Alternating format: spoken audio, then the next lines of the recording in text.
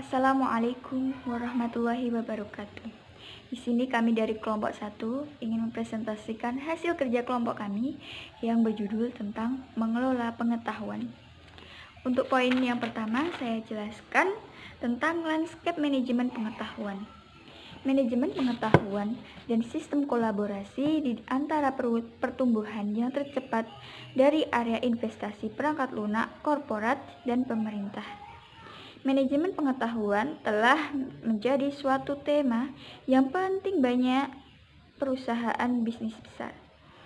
Bagaimana para manajer menjadi atau menyadari bahwa banyak dari nilai perusahaan mereka itu bergantung pada kemampuan perusahaan untuk menciptakan dan mengelola pengetahuan. Oke, yang pertama, dimensi pengetahuan yang penting. Untuk mengubah informasi menjadi pengetahuan, maka perusahaan itu harus memerlukan sumber daya tambahan untuk menemukan pola-pola, aturan, maupun konteks di mana pengetahuan dapat bekerja. Kebijaksanaan diartikan sebagai pengalaman kolektif dan dapat bekerja. Di sini ada dua pengetahuan. Yang pertama yaitu pengetahuan tersirat dan pengetahuan eksplisit. Pengetahuan tersirat yaitu pengetahuan itu dalam pikiran karyawan yang belum didokumentasikan. Sedangkan pengetahuan eksplisit itu pengetahuan dapat tersimpan dan dapat yang sudah didokumentasikan. Untuk yang kedua yaitu rantai nilai manajemen pengetahuan. Manajemen pengetahuan itu mengacu pada serangkaian proses bisnis yang dikembangkan dalam suatu organisasi untuk menciptakan, menyimpan, memindahkan, dan menerapkan pengetahuan. Dalam rantai nilai manajemen pengetahuan itu terdapat 5 poin. Yang pertama yaitu penguasaan pengetahuan, yang kedua yaitu penyimpanan pengetahuan, yang ketiga yaitu menyebarluaskan pengetahuan, yang keempat yaitu penerapan pengetahuan, dan yang terakhir yaitu membangun modal organisasional dan modal manajemen, kolaborasi, komunitas, praktik, dan lingkungan perkantoran. Yang pertama yaitu penguasaan pengetahuan. Organisasi dapat memperoleh pengetahuan dengan berbagai cara, bergantung pada tipe dari pengetahuan yang mereka cari. Yang kedua yaitu manajemen harus mendukung pengembangan sistem penyimpanan pengetahuan, mendukung pengembangan skema yang dapat digunakan di seluruh perusahaan dalam membuat indeks dokumen, dan memberikan penghargaan kepada karyawan yang telah meluangkan waktu untuk memperbarui dan menyimpan dokumen tersebut dengan cara yang benar. Terus yang ketiga yaitu penyebarluasan pengetahuan. Teknologi portal, survei, pesan instan, wiki, alat bantu sosial bisnis, dan mesin pencari telah ditambahkan pada pengaturan yang ada dari alat bantu kolaborasi untuk berbagai kalender, data dokumen, maupun grafik. Yang keempat yaitu penerapan pengetahuan. Tanpa memperhatikan akan tipe dari sistem manajemen pengetahuan yang telah dilibatkan, tetapi pengetahuan yang tidak dibagikan dan diterapkan dalam permasalahan praktis yang dihadapi oleh perusahaan dan para manajer tidak akan menambah nilai dari bisnis. Yang terakhir, poin kelima, membangun modal organisasional dan modal manajemen, kolaborasi, komunitas, praktik, dan lingkungan perusahaan. Komunitas praktik adalah jaringan umum informasi yang terdiri atas para profesional dan karyawan baik di dalam maupun di luar perusahaan dengan minat dan kegiatan yang sama. COP atau Community of Practice dapat memudahkan orang dalam menggunakan kembali pengetahuan yang telah digunakan sebelumnya dengan cara mengarahkan anggota komunitasnya kepada dokumen tertentu, menciptakan tempat menyimpan dokumen, dan menyaring informasi untuk para anggota baru. Poin terakhir, yang ketiga, yaitu tipe sistem manajemen pengetahuan. Di sini terdapat 3 tipe dari sistem manajemen pengetahuan yang sangat penting. Yang pertama yaitu sistem manajemen pengetahuan keseluruhan perusahaan. Yang kedua yaitu sistem kerja pengetahuan. Dan yang terakhir yaitu teknik kecerdasan. Sistem manajemen pengetahuan keseluruhan perusahaan merupakan upaya keseluruhan perusahaan yang bertujuan umum untuk mengumpulkan, menyimpan, mendistribusikan, serta menerapkan isi dan pengetahuan digital. Sistem kerja pengetahuan adalah sistem yang dikembangkan khusus untuk para teknisi, ilmuwan, dan para pekerja di bidang pengetahuan lainnya yang bertugas memperoleh dan menciptakan pengetahuan baru bagi perusahaan mereka. Kecerdasan seperti penelusuran data, sistem ahli, jaringan neural, logika, algoritma, dan agen intelijen. Teknik-teknik ini memiliki tujuan berbeda-beda dari yang menitik beratkan pada penemuan pengetahuan neural maupun jaringan syaraf hingga penyaringan informasi dalam bentuk aturan untuk suatu program komputer untuk menemukan solusi yang optimal bagi permasalahan. Di sini saya berkesempatan untuk melanjutkan presentasi dari teman saya, dan saya akan memulai presentasi pada poin teknik kecerdasan. Nah, dalam buku ini dijelaskan bahwasanya teknik kecerdasan di dalam bagian ini itu didasarkan pada teknologi kecerdasan buatan atau artificial intelligence atau AI. Lalu AI ini sendiri itu terdiri atas sistem berbasis komputer atau baik perangkat keras maupun perangkat lunak yang berupaya untuk menandingi perilaku manusia. Nah, AI ini kita bisa melihat contohnya itu seperti di Jepang. Jepang itu kan suka sekali Jepang itu terkenal dengan negara yang dengan pembuat robotnya. Nah, di sana itu banyak sekali robot-robot yang dibuat itu yang tujuannya itu untuk membantu manusia. Nah, itu dijelaskan di sini gitu. Yang tadi dari sistem berbasis komputer yang tujuannya adalah menandingi perilaku manusia seperti itu. Lalu sistem-sistem seperti ini dapat mempelajari bahasa, lalu menyelesaikan tugas fisik, menggunakan peralatan persepsi, serta menandingi keahlian manusia dan pengambilan keputusan.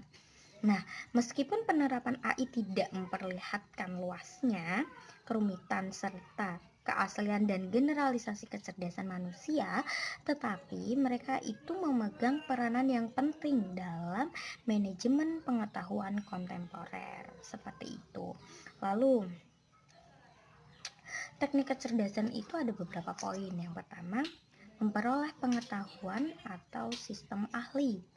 Nah, sistem ahli di sini itu tuh merupakan suatu teknik kecerdasan untuk memperoleh pengetahuan tersirat dalam wilayah yang spesifik dan terbatas dari keahlian manusia. Lalu sistem-sistem ini memperoleh pengetahuan dari karyawan terampil dalam bentuk serangkaian aturan dalam sistem perangkat lunak yang dapat digunakan oleh pihak lainnya dalam organisasi. Lalu yang kedua adalah kecerdasan organisasional atau penalaran berbasis khusus. Nah, tugas utama dari sistem ahli adalah menangkap pengetahuan tersirat dari seorang pakar, namun organisasi juga harus memiliki pengetahuan dan keahlian kolektif yang telah dikembangkan selama beberapa tahun. Nah, pengetahuan organisasional ini dapat ditangkap dan disimpan dengan menggunakan penalaran berbasis kasus. Dalam penalaran berbasis kasus, deskripsi dari pengalaman masa lalu seorang spesialis yang direpresentasikan sebagai contoh kasus disimpan dalam database untuk digunakan kembali di suatu waktu pada saat seorang pengguna berhadapan dengan kasus baru dengan parameter yang serupa. Nah, sistem ini mencari dalam database kasus yang memiliki karakteristik masalah yang serupa dengan kasus baru, lalu menemukan kasus yang paling tepat dan menerapkan solusi kasus lama pada kasus baru. Nah, solusi yang sukses diberi tanda untuk digunakan kembali pada kasus baru. Lalu, dan keduanya itu disimpan bersama dengan kasus-kasus lainnya dalam basis pengetahuan. Lalu, poin yang ketiga yaitu sistem logika fuzi. Nah, logika fuzi ini itu tuh merupakan teknologi yang berbasis pada aturan yang dapat merepresentasikan ketidaktepatan tersebut dengan menciptakan aturan yang menggunakan perkiraan atau nilai yang subjektif. Lalu, logika fuzi ini itu juga dapat menggambarkan suatu fenomena tertentu atau proses secara linguistik dan kemudian mempresentasikan gambaran tersebut di dalam sejumlah kecil aturan yang fleksibel. Nah, logika fuzi ini mempresentasikan temperatur yang bervariasi dalam suatu aplikasi komputer untuk mengendalikan temperatur ruangan secara otomatis.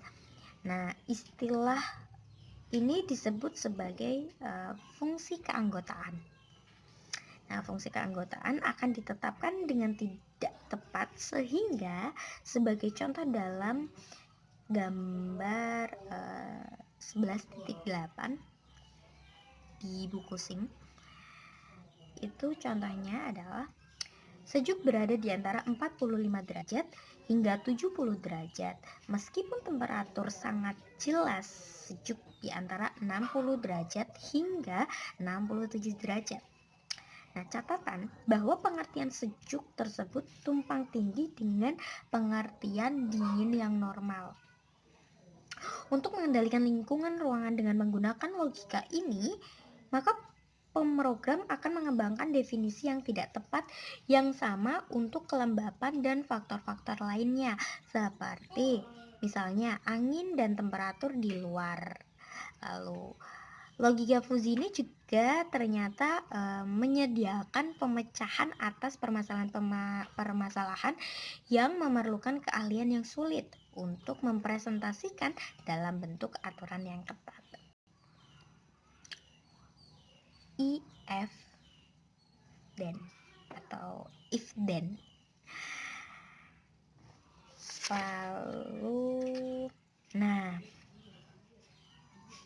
manajemen juga telah menemukan logika fuzi yang berguna bagi pengambilan keputusan dan pengendalian organisasional.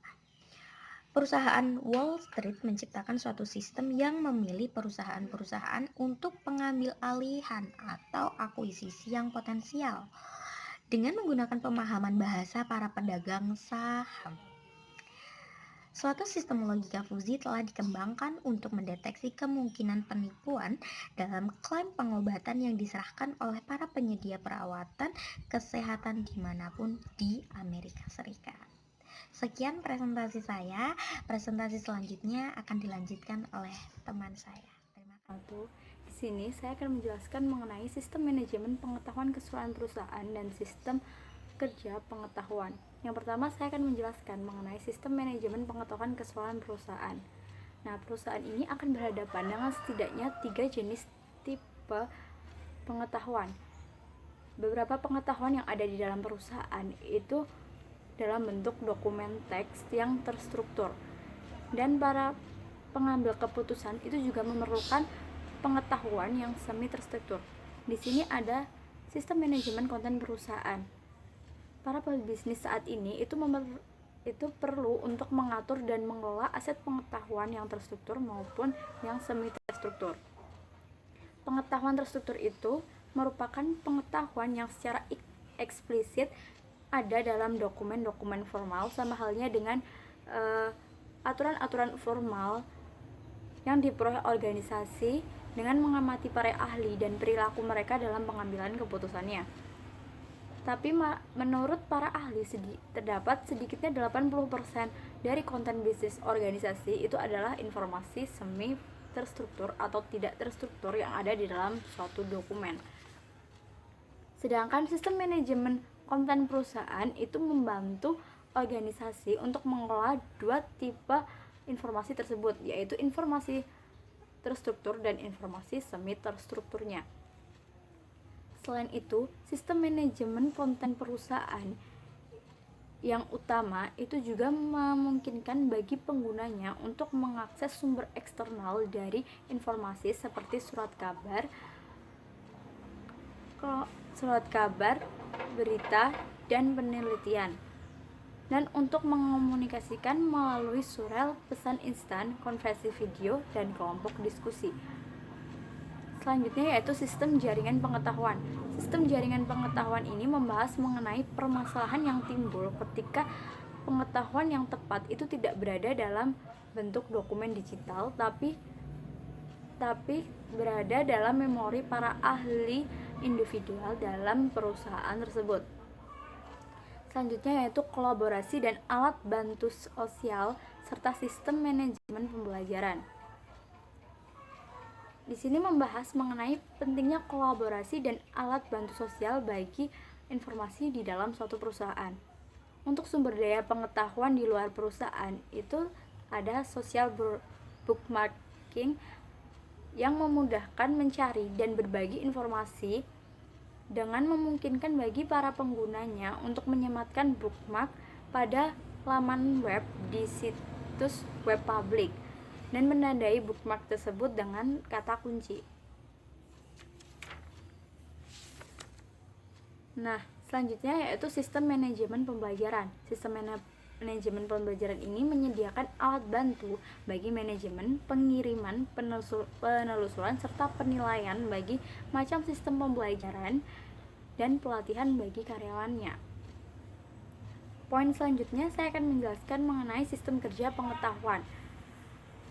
Perusahaan juga memiliki sistem yang dikhususkan bagi pekerja berpengetahuannya untuk membantu mereka dalam menciptakan pengetahuan yang baru dan untuk memastikan bahwa pengetahuan tersebut terintegrasi dengan tepat ke dalam bisnis. Di sini pengerja pengetahuan itu melakukan 3 peran kunci yang sangat penting bagi organisasi. Yang pertama yaitu menjaga aliran pengetahuan dalam perusahaan seiring dengan perkembangannya perusahaan tersebut.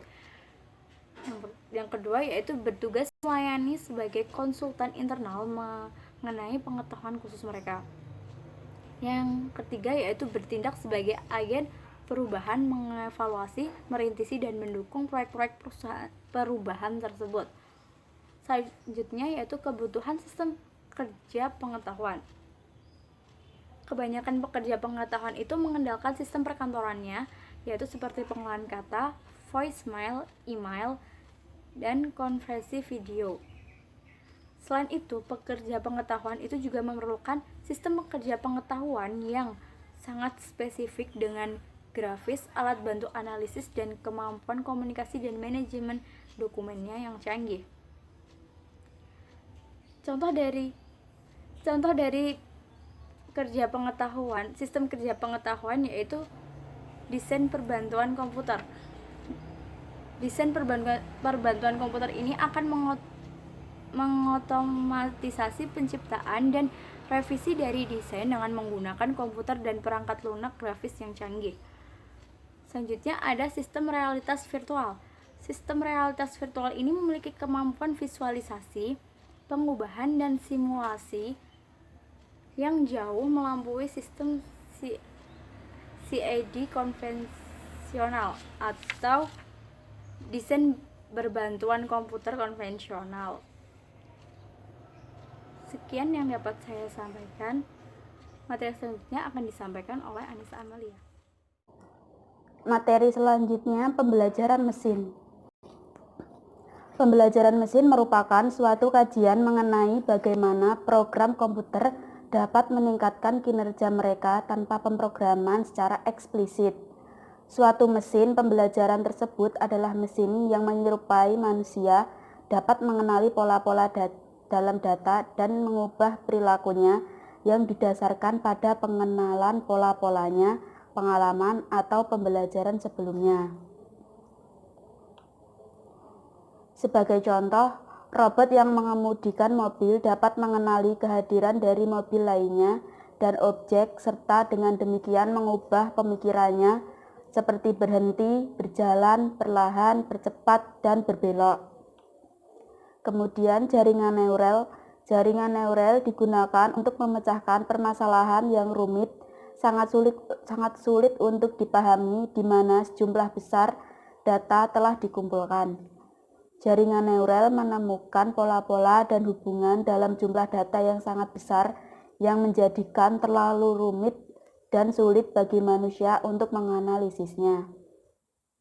Jaringan neural akan menemukan pengetahuan ini dengan menggunakan perangkat keras dan perangkat lunak yang membandingkan pemrosesan dari pola-pola biologis atau otak manusia. Selanjutnya, algoritma genetika. Algoritma genetika bermanfaat untuk menentukan pemecahan yang optimal atas suatu permasalahan tertentu dengan memeriksa sejumlah besar kemungkinan pemecahan atas permasalahan tersebut. Mereka didasarkan pada teknik-teknik yang diinspirasikan oleh biologi yang evolusioner seperti misalnya turunan, mutasi, seleksi, dan persilangan. Algoritma genetika digunakan untuk memecahkan permasalahan yang sangat dinamis dan rumit yang melibatkan ratusan atau ribuan peubah atau formula. Permasalahan harus berupa salah satu di mana kisaran kemungkinan pemecahan dapat dipresentasikan secara genetik dan kriteria dapat ditentukan untuk mengevaluasi kesesuaian. Kemudian ada agen intelijen. Agen intelijen merupakan program perangkat lunak yang bekerja tanpa intervensi secara langsung dari manusia untuk melakukan tugas tertentu bagi seorang pengguna individual, proses bisnis, atau aplikasi perangkat lunak. Agen menggunakan basis pengetahuan dipelajari atau dibangun untuk menyelesaikan tugas-tugas atau mengambil keputusan dalam kepentingan pengguna, seperti menghapus email sampah, menjadwalkan janji pertemuan, atau bepergian dengan menggunakan jaringan yang saling terhubung untuk menentukan tarif pesawat yang paling murah. Kemudian yang terakhir adalah sistem alhibrida. Algoritma genetika, logika fuzzi, jaringan neural, dan sistem ahli dapat diintegrasikan ke dalam aplikasi tunggal untuk memperoleh keunggulan dari fitur teknologi yang terbaik. Sistem-sistem seperti ini disebut dengan sistem alhibrida. Aplikasi hibrida dalam bisnis terus bertumbuh di Jepang. Hitachi, Mitsubishi, Sanyo, dan lainnya mulai memadukan alhibrida dalam produk-produk seperti misalnya peralatan rumah tangga, mesin pabrik, peralatan kantor, dan lainnya. Sekian presentasi dari kelompok kami. Apabila ada yang kurang jelas bisa ditanyakan, dan apabila ada perkataan atau ucapan kami yang kurang berkenan, kami mohon maaf yang sebesar-besarnya. Akhir kata, wabillahi taufiq walhidayah. Wassalamualaikum warahmatullahi wabarakatuh.